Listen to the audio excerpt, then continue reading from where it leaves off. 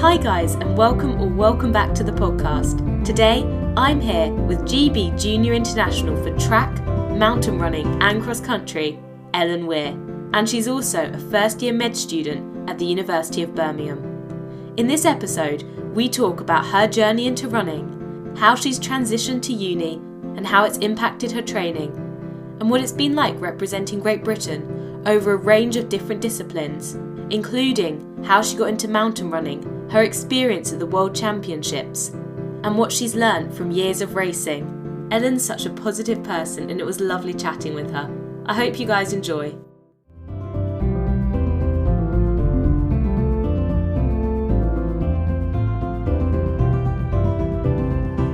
Hi Ellen, welcome to the podcast. How are you today? Hi, yeah, it's been good. Yeah, thanks so much for having me on. Absolute pleasure. Was it a long run Sunday for you today?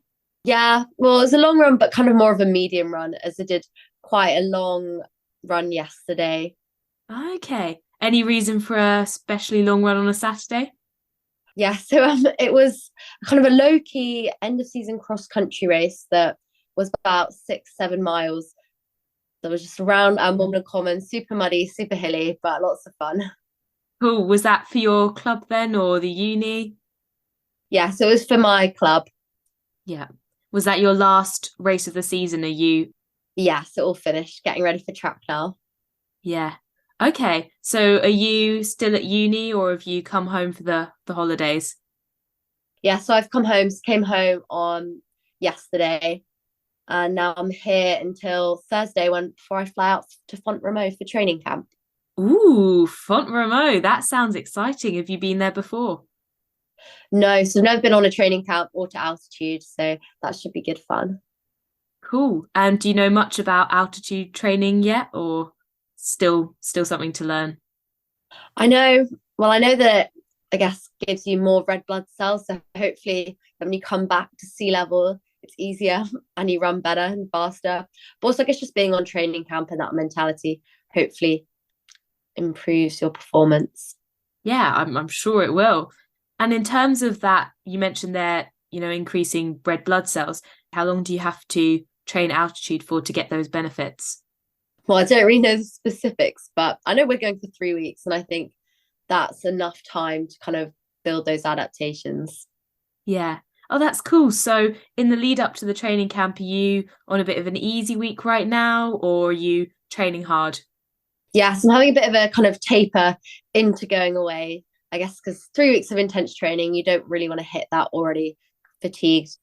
But I was ill like previously in like the last few weeks. So I've kind of taken those quite easy as well. So yeah, big old taper. Yeah. Well, sorry to hear you were ill, but I guess timing wise, at least you'll be able to fully enjoy and get the benefits from the training camp. Yeah, exactly. Yeah. So you say that you've not been to a training camp before.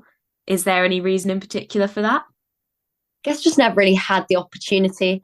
So then being at university, all of a sudden get these opportunities, which is quite cool. Okay, yeah. So this is your first year at uni. What was the transition like moving to uni and what was your thought process behind choosing the uni you're at? Yeah, so I chose Birmingham University because so I study medicine. So a lot of universities don't actually do medicine. So it was kind of picking one that had a good medicine degree and also was good for running.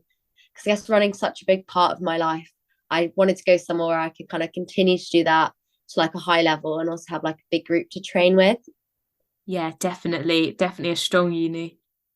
Yeah, and I found kind of moving to university, it's been all right. There's just a lot of things that you don't really think about that you have to do when you move, like doing your washing, doing your weekly food shop. But I feel like I've been able to adapt fairly well. Yeah. I mean, it definitely is a massive change and it definitely takes time. Or what have you found the hardest part so far of making those changes? It's just probably being away from family and also my dogs. But just like when you don't really know what to do, like I always find myself phoning my mum. Like when I was doing my first laundry, it's like, what can I put in? What like do I need to do whites and darks and all of that? Yeah, definitely. I think everyone's had the mum on the phone moment when it comes to laundry. Yeah. And I guess in terms of the training side of things, then you also mentioned having a larger group to train with. Is that something that's impacted you a lot? Yeah, so that's been really nice. So previously I was kind of training with my dad or with younger boys or alone, but there's such a big group of girls with similar abilities at Birmingham, which is really nice just to have such a big group to train with. And it also makes training a lot more social, which is fun. Yeah, definitely. It's definitely an important part. So you mentioned they're training with your dad. Does he play a big role in, or has played a big role in your running journey so far? Yeah, definitely. So he's probably the reason I got into running. So he's was a runner previously and still runs, and he was pretty good when he was younger. So he's always kind of been there helping me train. And or if he's not running, he'll go on the bike whilst I'm doing a run. So I've always got company, which is nice. Oh yeah, definitely. And I guess when before you came to uni, with not having so much of a group to train with, would you say that's something that really helped with motivation and keeping you in the sport? Yeah, definitely. Probably especially during lockdown, because we were about the same speed during lockdown, which was nice to have like a training partner. Yeah, definitely. You say the same speed during lockdown. I sense maybe something's changed since then. Yeah, so we went into lockdown. He was a bit faster than me, came out, and now I'm quite a lot faster than him. Nice. What do you think has taken you to that next level then? Well, apart from just him becoming older and getting more injuries, me getting older and getting faster, also just like getting consistent training behind me has and like doing more in the gym, strength and conditioning, all the other bits that you need to do to get faster. Yeah. What would you say has changed the most about your training since coming to uni? I think probably the biggest change is training with the group. I think the sessions we do is pretty similar to what I was doing before, maybe a bit more volume now, but I guess that kind of comes with getting older. And then strength and conditioning, it's really nice. So it's a really good strength and conditioning coach at Birmingham University who gives us like strength conditioning programs. And it's nice just to have someone watching over, making sure you're doing the right thing. Because I would go to the gym before, but I didn't really know what I was doing, and my technique was probably awful. Yeah, that's really good to hear. It's definitely important to have someone who's able to show you exactly what to do. And in terms of those training programs, is that done on an individual basis or in bigger group sessions? So I'm on a sports scholarship there, which means I get an individual program, but I know there's also group sessions. Okay, that's really cool. In terms of the sports scholarship, then, what does that mean for you as a student and an athlete? So it's really good. So I get access to uh, physiological support, nutrition, psychology, strength and conditioning, which is I've found really helpful to kind of chat with all like the professionals and get lots of good advice. Yeah, no, that's great to hear. In terms of those, I guess, additional 1%, we could say, what have you found the most useful so far? I think probably the strength and conditioning, because that's something I use every week. And I feel like definitely plays a big part in kind of becoming a stronger runner and also injury prevention. Yes, that's a key one. Have you had many injuries? I've been pretty lucky. I've only had one injury, which was in the summer, and that I only was out for about 3 weeks with that. It was just a muscle strain in my hip. So yeah, I've been pretty lucky with that. Yeah, no, that's really good. Do you think you can pinpoint any factors that might have enabled you to have that luck so far? I think probably so. I've always done quite a lot of different sports, and one of them was rowing. So with that, we were already starting doing some strength and conditioning in the gym. So that was probably from when I was about like 14, 15. So I think that's meant that I've always been fairly strong, I'd like to think. Yeah, well, that's definitely quite a different sport. And I guess you must be using different muscle groups as well with that. That's really cool. How did you get into rowing? I'm not really sure to be honest. I think I was at school and they were like, "Oh, we've got a new sport. Like, come try rowing." So me and all my friends were like, "Oh yeah, we'll give it a go." And then I ended up enjoying it and stuck with it for quite a few years. That's cool. And I guess now it's only running. Is running the only sport you do? It's the main sport I do. I do quite a lot of rock climbing on the side. Less now since I'm at uni because I used to go with my dad, and there was a lot of rock climbing walls near where we are at home, but it's kind of harder to get to at uni. Oh, okay. That's cool. Are you a high ropes girl or a bouldering girl? I like a bit of both. Yeah, I've actually just got back from rock climbing, lots of high ropes, and then our arms are a bit tired, did 20 minutes of bouldering at the end. Yeah. Arms and fingers. Got strong fingers from climbing? Yeah, exhausted now because I haven't done it in so long. Yeah. No, that's really cool. And in terms of other sports then, are you someone who incorporates cross training into your program as well? Yeah, so I do a bike once a week, and it used to be a swim, but then I got bored of swimming, so I moved it to the bike. Yeah. I think that's a wise move. It feels more bearable on the bike than in the pool. Yeah, definitely. You can put headphones in or have a chat, whereas in the pool it's just very boring. Yeah, definitely. And okay, so in terms of the transition to uni then, what advice would you give to a, say, student athlete who's looking to move to uni maybe in the next few years? I think I'd probably say don't have too high expectations for your running for the first year. It's like there's so many changes that you're making. It's like being away from home, different training environment.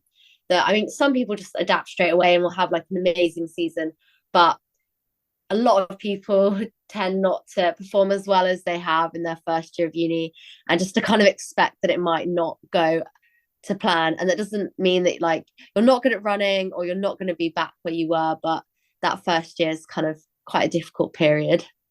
Yes, some very sound advice there.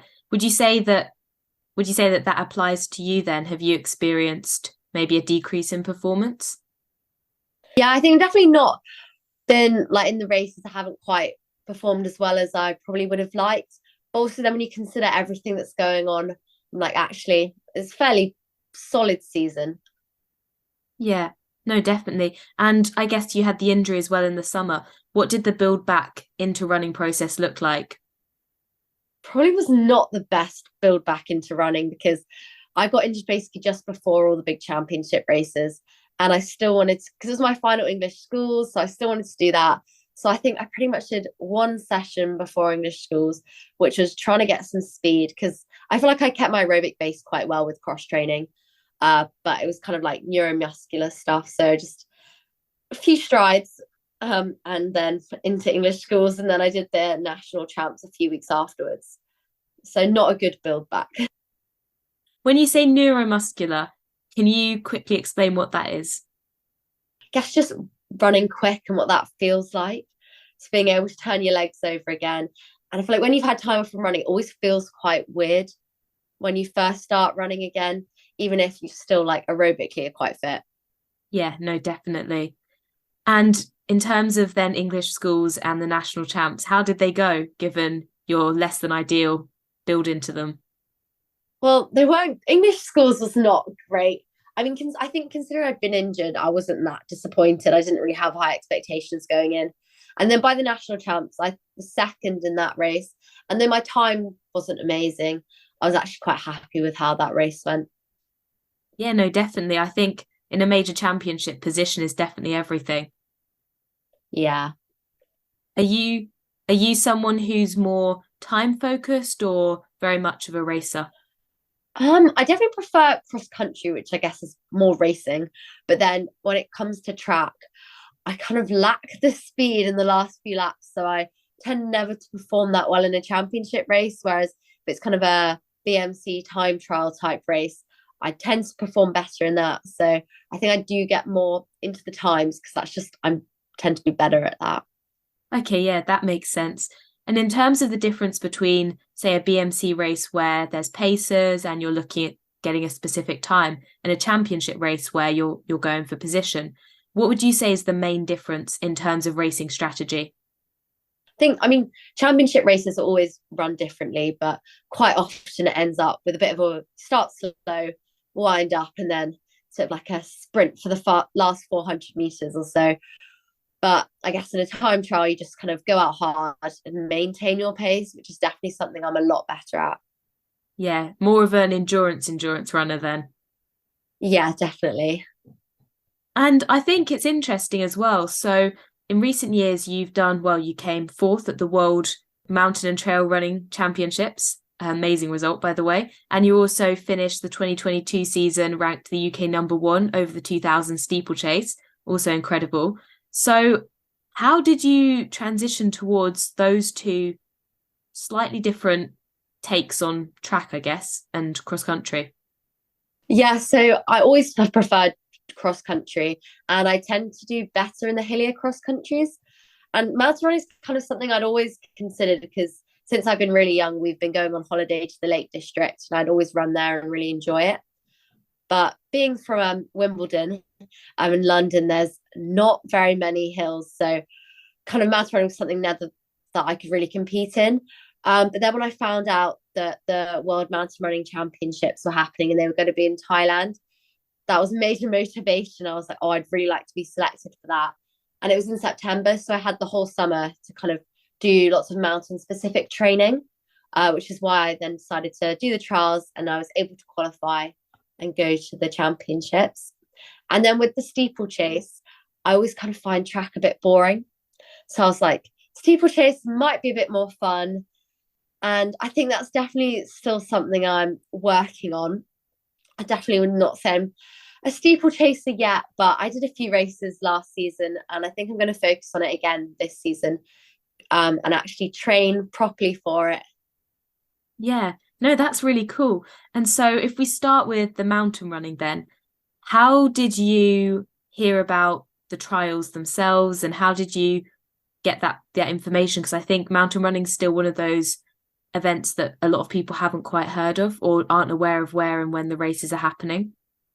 Yeah, it's actually really difficult to find a lot of information on the mountain running. But I think I was, for some reason, on England Athletics websites and clicked on selections for teams and I saw that you could look at mountain running. So I was like, oh, hadn't seen that before. So I clicked on it and then that's where you find all the information. But it's not very well advertised. So you have to go digging on the website.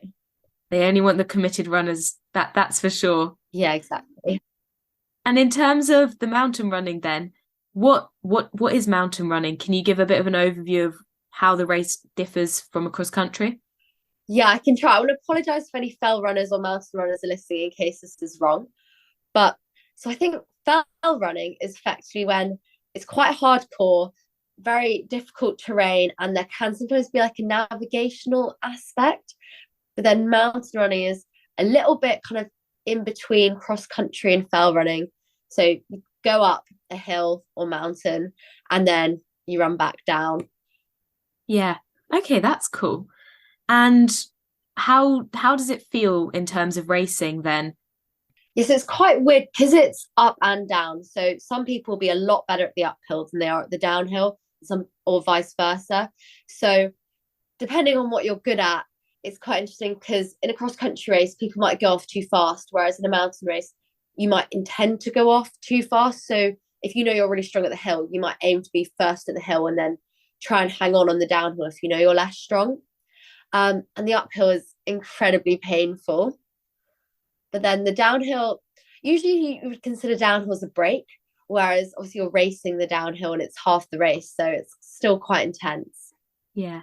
Are you a downhill or an uphill runner? I think whichever is less technical, because I've not really done that much mountain running. So it's whichever is easier to run up or down. But I think actually I'm fairly good at downhill, I'd like to think, when there's not too many rocks or things you can fall over. Right, yeah. That does sound like ankle twisting territory. And so I guess in terms of Thailand, like that's really exciting. Your first world champs and quite a long way. What was that experience like? Yeah, it was an incredible experience. Probably one of the best weeks of my life. So we were able to go out, I think it was 8 days before the junior race, which meant that in the first few days we could actually enjoy ourselves and kind of do touristy things. Like we saw the elephants, went and visited some temples, went around some night markets, and it was really good fun. And then, yeah, it was obviously really, really hot, but I'd done quite a lot of training in a heat chamber before going out, and then also in sauna, which I think helped prepared me so it wasn't quite as hot as it could have been. Wow, that sounds really cool. So what's a heat chamber and how does that work? So it's basically a little room, and there was a treadmill or a bike in there, and you can set the temperature and the humidity. So I did a few sessions on the treadmill and a few sessions on the bike, and we kind of would increase the temperature and the humidity to what it was going to be in Thailand.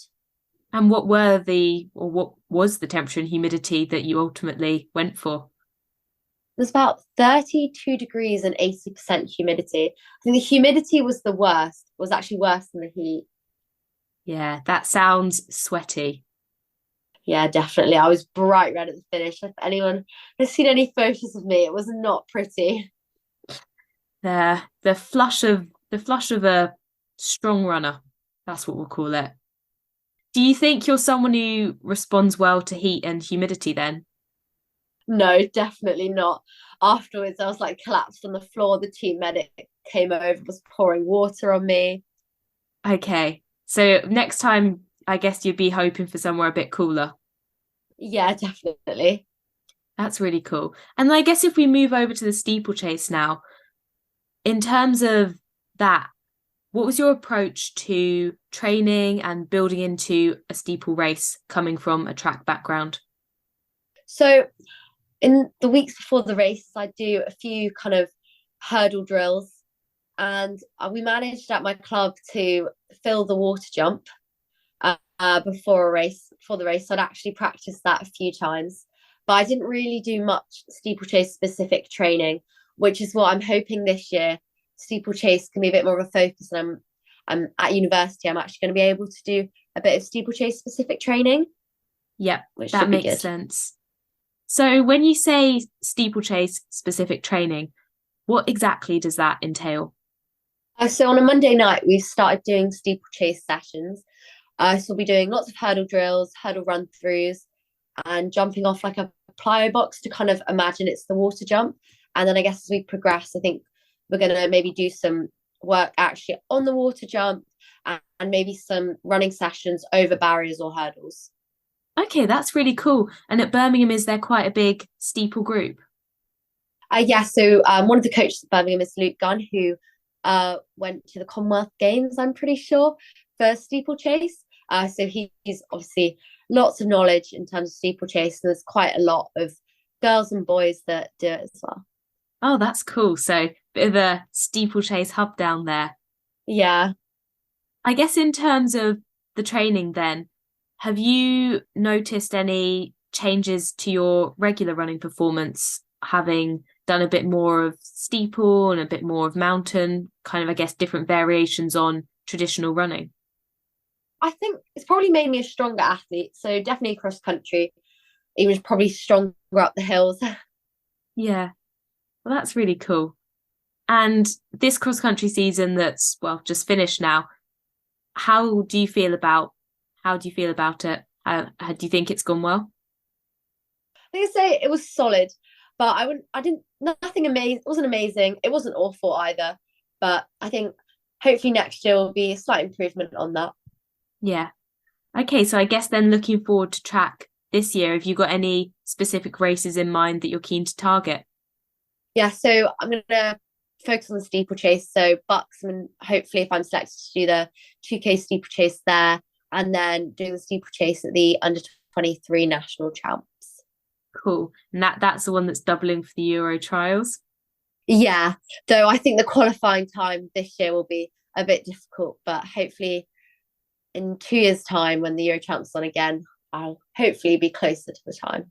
Yeah, practice for what's to come then. Yeah, exactly.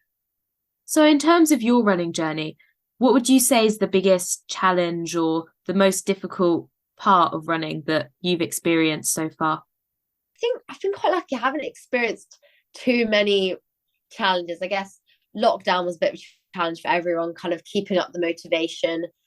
But again, as I said previously, I was quite lucky to have my dad.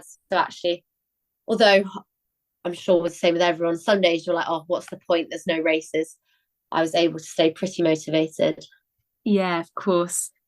What do you do then to stay motivated, or what's kind of your strategy for perhaps those days where it is really cold outside, or maybe you haven't got someone to run with? I guess I just really like running. So just thinking back to like, why do I do this? And thinking of like the runs that I actually enjoy. And I'm like, right, I'm doing this run so that this session feels easier, or so that like this race is coming up in a long time to do better there. Yeah, no, that makes total sense. And I guess you say you've stayed away from any kind of major issues or anything. In some cases, a part of that can be mindset. Would you say you're someone who's got a particularly strong grip on the psychological side of things? Yeah, I'd like to think so. Yeah, I think I do stay quite positive, even if races haven't gone well. I mean, well, I think we've all had that cry in the car on the way home, but usually cry it out and then over it by the next day. Yeah, that sounds really healthy. I guess in terms of races that haven't gone so well, is there anything in particular that comes to mind for you? I think every English schools I've ever done has been a bad race on the track and on cross country. Oh no. Is there any reason in particular for that? Is it too much fun the night before?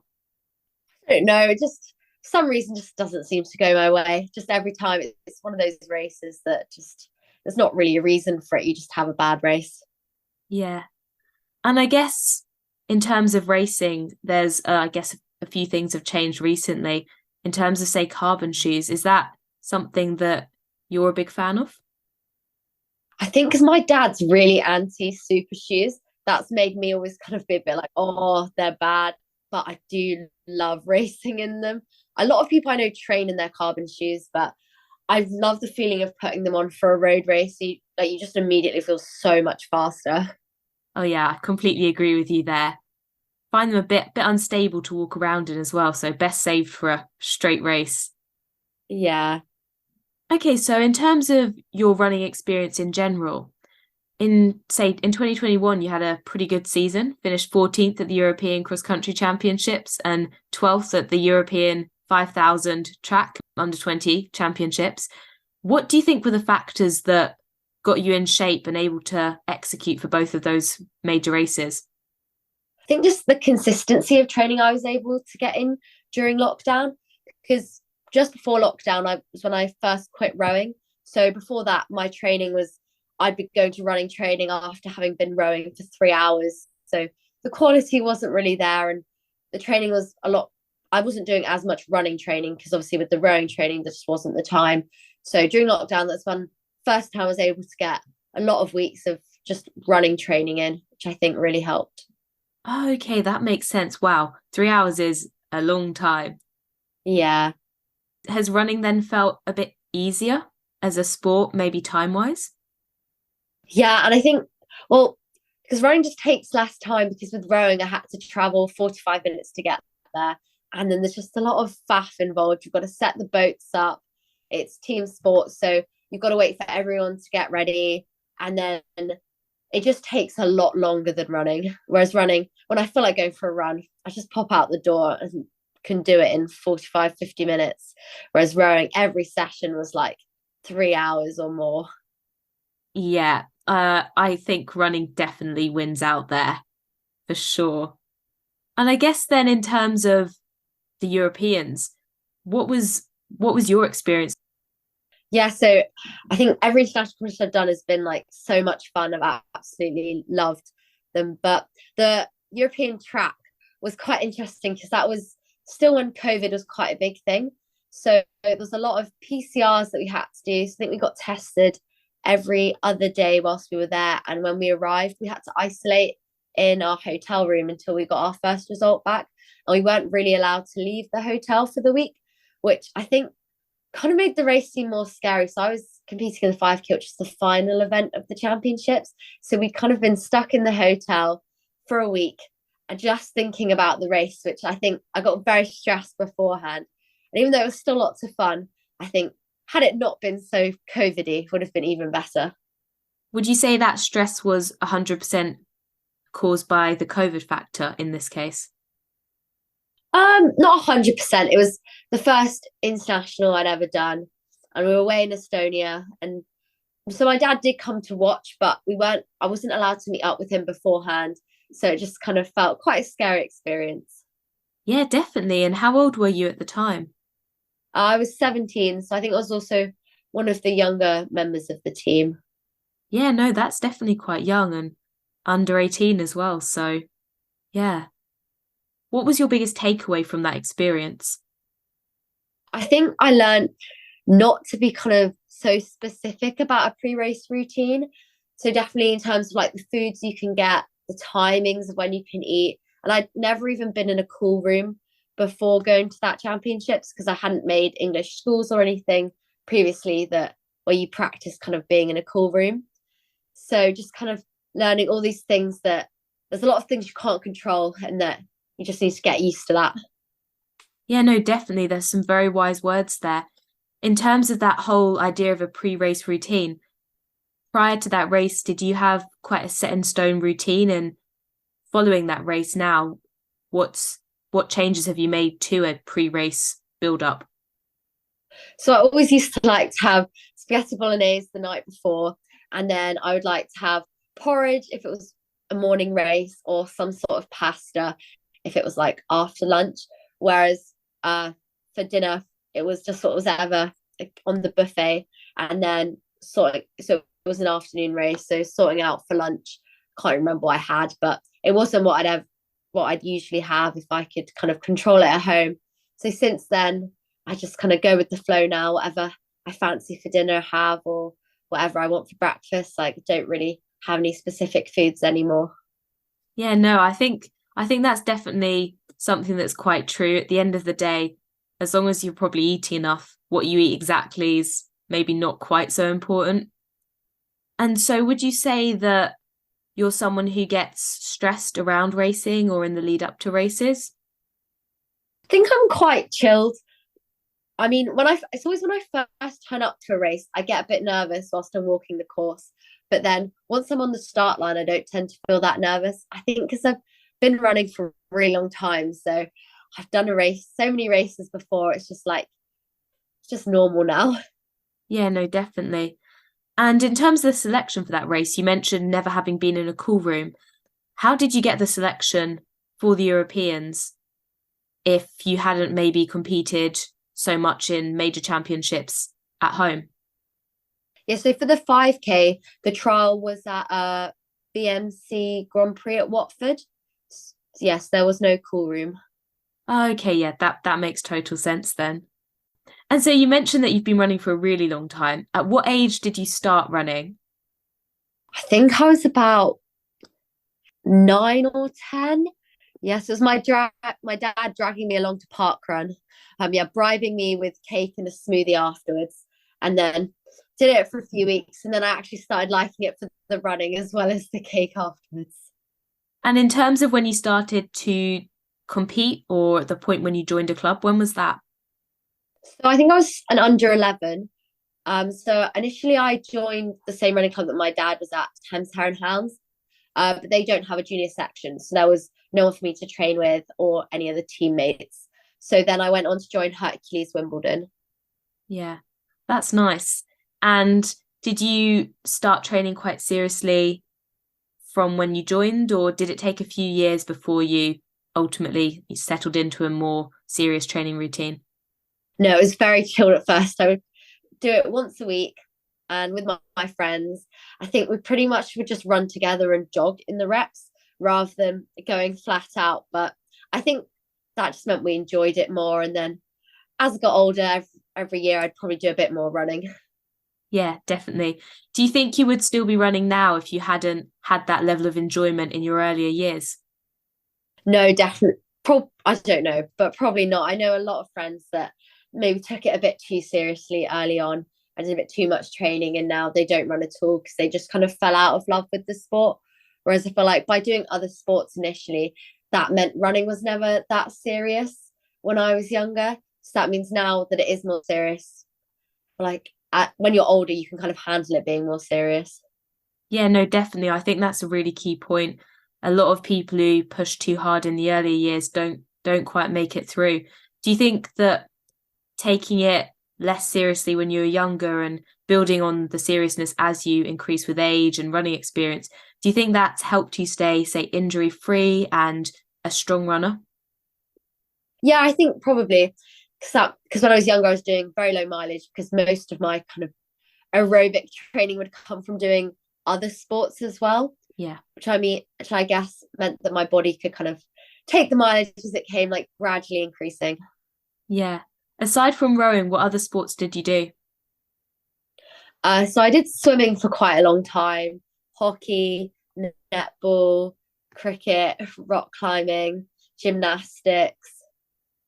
Okay, so I should have asked which sports didn't you do? That's cool. No, that's really good. And I think it's so important to have that diversity of sports at a young age for sure. So what does your training routine or your typical training week look like these days? So Mondays is usually a tempo or an easy run in the morning, and then I'll do steeplechase training in the evening. Then Tuesdays a cross train, and I'll do kind of a light circuit with kind of core, glutes, injury prevention things. Then Wednesdays are like key session day. So with the uni group, some kind of hard intervals. Then Thursday, I'll do kind of an easy run, about 45 to 50 minutes, and then I'll do strength and conditioning. And then Friday's rest day, Saturday, key session, and then classic Sunday long run. Yeah, definitely. Do you have a favourite session? Oh, I think probably tempo and hills would be my favorite. Really? Tempo? Okay. Yeah, quite controversial, but I love tempo. Yeah. I guess that makes sense if you're more of an endurance-based runner then. Yeah, the less speed, the better. Speed, not your favourite. No, definitely not. So we won't be seeing you on the start line of any 800s this summer. No, I don't think I've run an 800 in many years. I think my 800 meter PB is slower pace than my 3K PB. That makes sense. Yeah, I feel like that's the case for quite a few of the stronger people over the longer distances. I guess in terms of then training approach, how hard do you tend to push yourself in a training session? I guess I'm able to push myself fairly hard. I think with a group, it makes it a lot easier to push yourself hard because you can be hurting a lot, but you're just kind of hanging on to the back of a group. Whereas I think alone, like last year, I found it a bit more difficult to really push myself into that kind of pain zone. That's definitely something that definitely is true.